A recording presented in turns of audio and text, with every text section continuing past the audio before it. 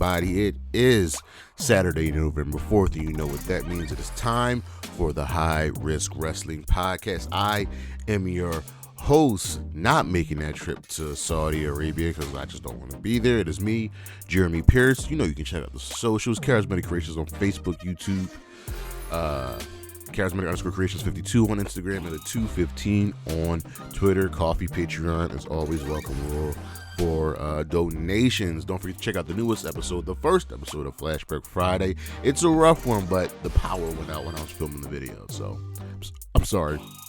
But today's show, we're going to be looking at Crown Jewel 2023. It just ended.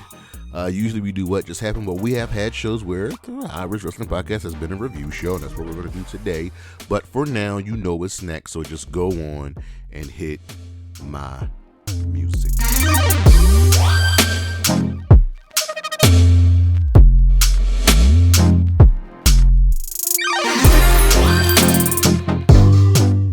So, you know this part of the episode, the episode list, and we're going to look at the past 5 Crown Jewel main events with Super Showdown being thrown in there because for 1 year there wasn't a Crown Jewel. So starting with 2018, absolutely the worst main event in the history of Crown Jewel and the Saudi Arabia deal. DX versus the Brothers of Destruction. This was just bad. This was just a money grab match. It was like, oh, this is our first time being there. This is who we want. Yeah, it was horrible. The less said about this, the better. There's nothing redeeming about this match. Every man should have retired after this match. It was just bad.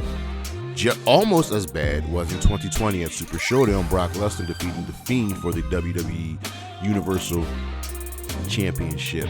You're going to sense a theme with the rest of these matches. This was whatever. It was a way to get I'm sorry, it wasn't Brock Lesnar, it was Goldberg versus The Fiend for the Universal Championship. Now this was a way to just get the championship off of The Fiend because it's hard for a normal person to defeat a monster, so you need someone that's a monster. They need a beatable monster, and Goldberg has always been a beatable monster in his career, so it just made sense if they wanted to the championship off of him to put it on Goldberg. 2019, Bray Wyatt versus Seth Rollins for the Universal Championship in a Falls Count Anywhere match. Bray Wyatt defeated Seth to win this championship. I think this wasn't the Hell in a Cell match, right? I'm almost sure it wasn't. This show did have a really bad match.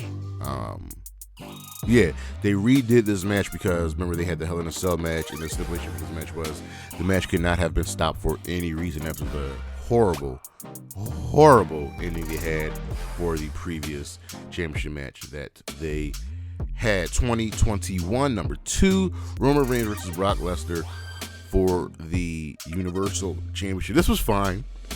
If you've seen one Brock Roman match, you've seen all Brock Roman matches. It was fine. It was whatever. These two put on a solid match because it's rare that they have a bad match. It was fine. But surprisingly, number 1, the best Crown Jewel main event so far has been Roman Reigns defending the Undisputed Universal Championship against Logan Paul. And it's like head and shoulders better than every other main event they've had. It's absolutely crazy. And I attribute a lot of to Logan Paul. The dude is a dick, and he will be on my purses, but he's naturally good at professional wrestling. This match had everything: the intrigue, the build-up, the moves, the suspense. I mean, you knew Logan Paul wasn't going to win, but god damn it, he made it interesting. That is the episode list, and we'll be right back.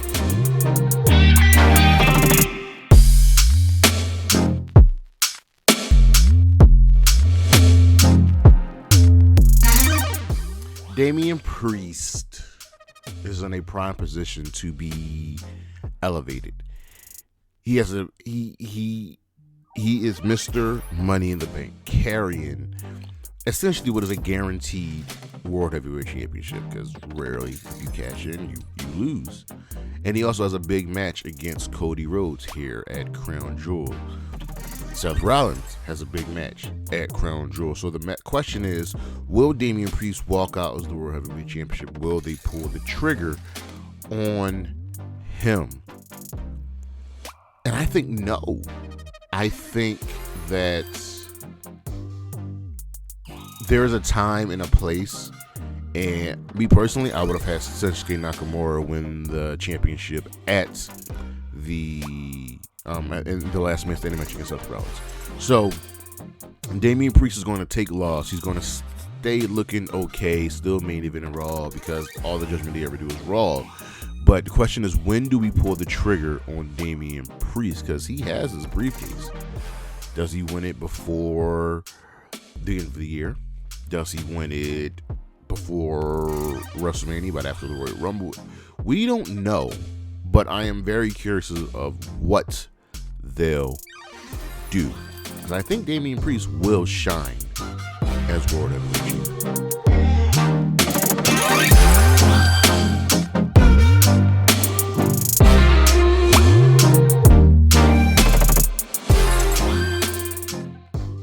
WWE Crown Jewel Blood Money 44, whatever you want to call it, just ended about an hour ago. Here we are covering the show. So before we get to the main show, let's take a look at last year's card, Crown Jewel 2022.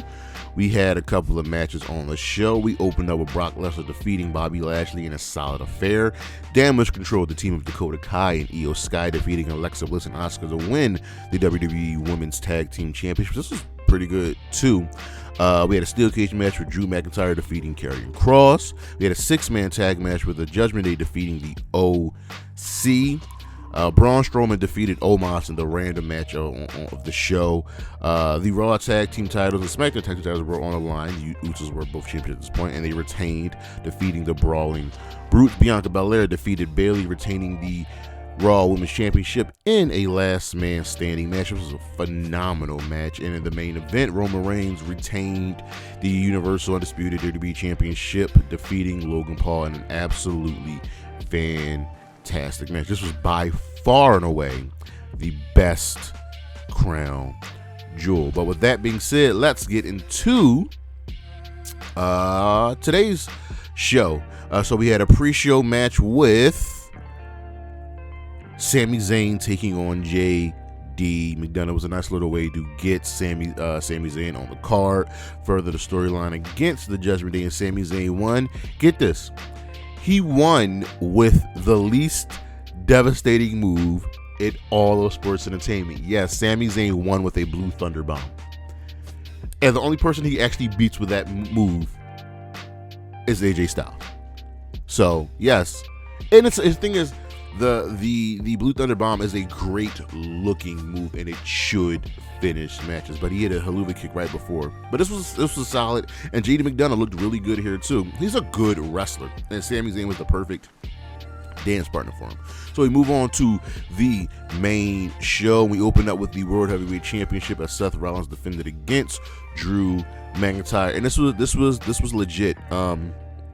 They worked in a lot of signature moves. They worked in a lot of counters and really effective near falls. Drew worked over Seth's leg, working over his body and his back, because we know the story of Seth's back.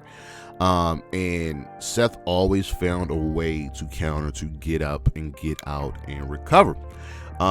Seth had set up Drew for a stomp, but Drew caught him off guard, hit it with an overhead suplex and a neck breaker, kicked up, went for the Claymore. Seth super kicked him and landed a stomp, scored another near fall, because there was a bunch during this match. Drew avoided a Phoenix Splash, hit a Claymore, and a spinning crowd broke. It was awesome, because it was good. Drew went for another kick, but Seth kicked out, hit him with a pedigree and a curb stomp. This was good. This was really good. Seth Rollins retains. Honestly, I told you before, I wish Shinsuke would be champion right now, but I don't know how they're going to take the championship over Seth now. We can just overcome everything. So Damien Priest comes out. He's about to cash in when Sami Zayn came out in a hoodie, attacked Priest, and stole the briefcase and just ran away. Because he said that the Judgment Day would not have all of the power. And Michael Cole was advocating for this, which is really stupid. Priest legitimately won the briefcase and didn't do anything wrong. I get what Sami's doing, but Cole advocating for what Sami did is wrong. They cut to the back, and Drew looked defeated and dejected, and Rhea just eyed him, and she just walked away after he noticed her. It was like, yo, I told you so. I told you so. Next up, we had Rhea Ripley defending the Women's World Championship against Nia Jax, Raquel Rodriguez, Zoey Stark, and Shayna Baszler in a fatal 5-way match. And this was essentially a gang up on Nia Jax match and let her show her power, and then let Rhea show her power. They were the two real stories of the match. It was fine. It was serviceable. I want more from Zoey Stark. She landed her finisher and Nia broke it up. Raquel Rodriguez landed her finisher on Nia. That got broken up. And then we had a spot where everybody had like a submission on Nia, and she would just not tap it. They've made Nia look like a straight up monster. So Rhea sets up a riptide off the second rope, and Raquel Rodriguez goes to cover Shayna. So Rhea just gives the riptide on that she has Zoey Stark on to Raquel and wins the match. Mommy is always on top. Rhea's smart, and she's just good. And once again, she looks awesome. Next up, we had John Cena versus Solo Sikoa, and get this, John Cena's last win on pay-per-view, I had no idea. I mean, last singles win on pay-per-view, I genuinely don't remember this. John Cena versus Triple H at Crown Jewel. I don't remember this. Like, I don't. Did it like happen? I don't remember any of this at all. I do not remember him facing Triple H. With that being said, so Sikoa at the end of this match just murdered John Cena. He just murdered, and Cena did the job and paid it for. Cena even hit a chokeslam, which is really weird. But when Cena goes into these big matches with a new opponent, he breaks out a move. Remember when he did a Hurricanrana against CM Punk? But this was to make Solo look like a star and look like the killer. And we're going to get Cena a win. I don't know against who. He'll probably get his W back against Austin Theory or defeat Grayson Waller, but it won't be against Solo. But Solo Sikoa comes out the winner of this match. Next up, we had MizTV segment.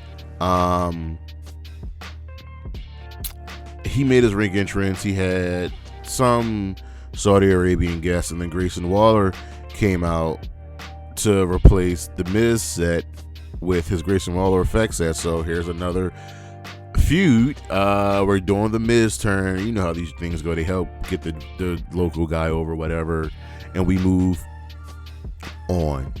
That's just what we do. Next up, we have Rey Mysterio defending the United States Championship against Logan Paul, and this was the most obvious. Actually, no, this wasn't the most obvious. The most obvious was Roman Reigns, but this was the second most obvious winner, with Logan Paul winning the United States Championship. This match went 20 minutes, but this has probably been, and it's sad to say, the weakest of the Logan Paul matches, and he has put on some really fine matches. This was slow and drawn out. It didn't need to go 20 minutes, and it felt clunky. If this joint went 15 minutes and showed off Rey's and Logan's athleticism, this would have been much better. Logan Paul won by using the brass knuckles that he was trying to use, and then Escobar took him because one of Logan's lackeys was there, chased him out the arena, but left the brass knuckles, and Logan used them to win the United States Championship. He then went into the corner and was like, yo, Rey, I love you. It was bound to happen. I just gotta do it. And Rey was like, I know what you did.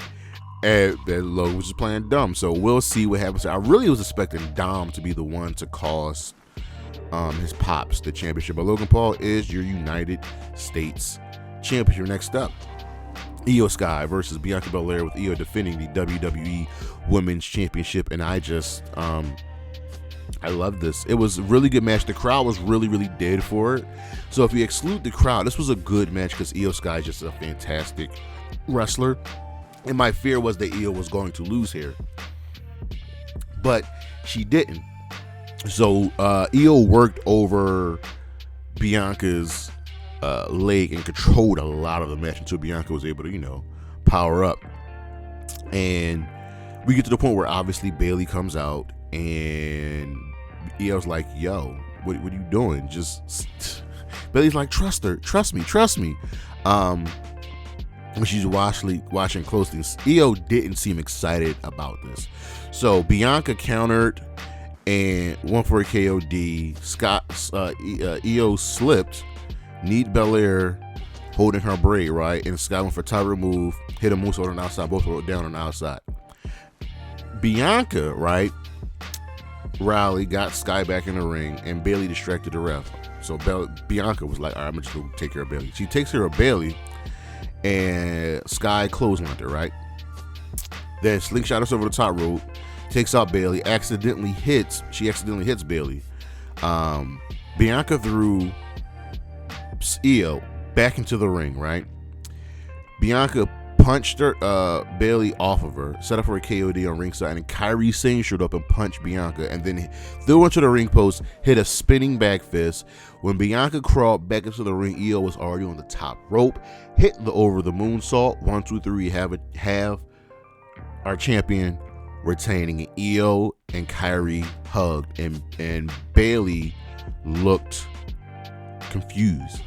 Io and Kairi attacked Bianca after the match. Kairi landed an insane elbow because it's just an amazing move. And they hugged. And you got to remember, the last time Kairi was on TV, Bayley was the one that took her out. So it's obvious that Io had Kairi as her backup plan, but didn't inform Bayley. This is going to be very, very interesting. I'm so happy that Kairi is back and they've teamed her with Io. Now, if we can just get Asuka here and team all three of them up, oh my God, I would love it. This would be absolutely amazing, fantastic. I want it to happen. And Io's the champion right now. Oh my God, we not only get the Sky Pirates back together, but we could also get the Kabuki Warriors back together. Oh my God. I want it so bad. Next up, we had Cody Rhodes, Damien Priest, and this was a standard match. Cody won with 3 crossroads. It was quite simple. It was quite easy for him. I mean, when you're the Mr. Money in the Bank like Damien Priest, you're not going to win many matches, but when you got the Judgment Day with you, you're probably going to win matches, so they cancel each other out. So, like, Dom tried to help, but then Jay came out to stop Dom, and the cycle repeats itself. So we had a lot of interference from a lot of people tonight, but Cody won with 3 emphatic crossroads, and he is on a mission, and he's coming for Roman Reigns. And speaking of Roman Reigns, we have the WWE Undisputed Universal Championship with Roman Reigns defending against LA Knight, and this was obvious was going to be. The crowd was up for this match because LA Knight is super over, and like every Roman Reigns match, they all look the same, but they all end up the same, but they all look good, as LA Knight at times dominated. And every Roman match starts with the opponent on this quick flurry controlling Roman, and then we get the middle where Roman is it's slow and methodical, and Roman does his thing and panders to the crowd, and it's really, really good. And then someone comes out right when the opponent gets an upper hand, and they help Roman, and then the challenger goes after the person who helped Roman, and then they go back in the ring and catch with a spear, and then they get caught with another spear, and then 1, 2, 3, Roman retains. And everything I just said is exactly what happened, because it happens in every single Roman Reigns match. There's nothing new. There's nothing new. I understand you all don't like it. Roman's going to be champion up until WrestleMania.